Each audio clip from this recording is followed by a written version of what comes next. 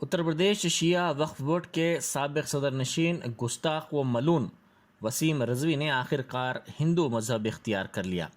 रिजवी ने कहा कि इसकी मौत के बाद इसकी नाश को दफन ना किया जाए बल्कि हिंदू रिवायात के मुताबिक इसको जलाया जाए।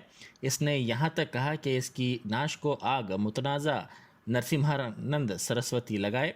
सरस्वती गाज़ियाबाद के एक मंदिर का पुजारी है। मलून वसीम रिजवी का वीडियो सोशल मीडिया के मुख्तलिफ प्लेटफॉर्म्स पर तेज़ी के साथ वायरल हो रहा है, जिसमें इसने कहा कि राम जन्मभूमि के मामले में मंदिर की हिमायत पर सबसे पहले इसको इस्लाम से निकाल दिया गया। जुमे की नमाज के बाद इसके पुतले जलाए जाते हैं और सर काटने पर इनाम भी रखा जाता है और इनाम बढ़ाया भी जाता है।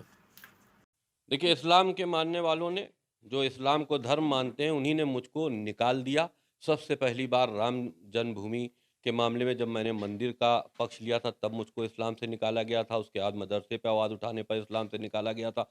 उसके बाद कुरान के ऊपर बात उठाने पर मुझे इस्लाम से निकाला गया। जुमे की नमाज़ के बाद मेरे पुतले जलाए जाते हैं। हमारे यति नरसिंहानंद जी के पुतले जलाकर उनका सर काटने पर इनाम रखा जाता है, बढ़ाया जाता है। सनातन धर्म के बारे में मैंने पढ़ा, सनातन धर्म दुनिया का सबसे पहला धर्म है और बहुत अच्छा धर्म है। हमेशा इंसानियत के लिए उसने अपनी कुर्बानियाँ दी हैं। तो इस तरह का धर्म मेरे ख़्याल से दुनिया में कोई दूसरा हमारी निगाह में